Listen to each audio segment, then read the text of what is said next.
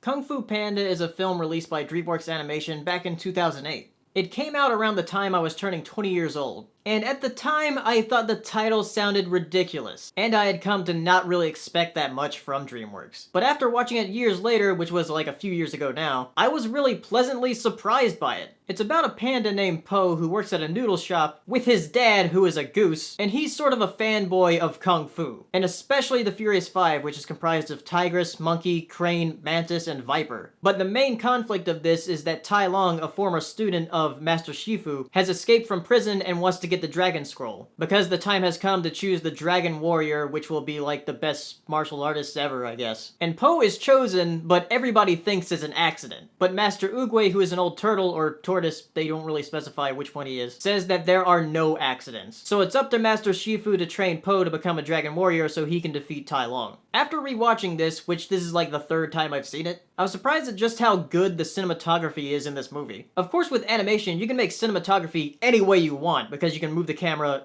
anywhere. But there are some really good shots in this. And there are also some really excellent transitions. Like there's this one point where Tai Lung is in prison and you see his big shadow, and then it transitions to his shadow being over the town. And there's also another transition where peach blossoms become stars. I just think transitions like that are pretty neat. And this movie is a bit of a tribute to Kung Fu movies of the past. But the fight scenes in this are really over the top, but they're really enjoyable to watch. It just seems to have the right blend of humor and action. Because being an animated movie from DreamWorks, there is going to be a bunch of humor in it. But the action and choreography is surprisingly well done. For a movie that's called Kung Fu Panda, I was expecting a lot worse. At least for when I first heard about it. It just goes to show that you shouldn't dismiss something because of its title. Or how dumb or ridiculous it sounds. Because you might be surprised, and Kung Fu Panda is a pretty good animated movie. So if you've seen Kung Fu Panda, tell me what you thought in the comments, and I'll see you next time.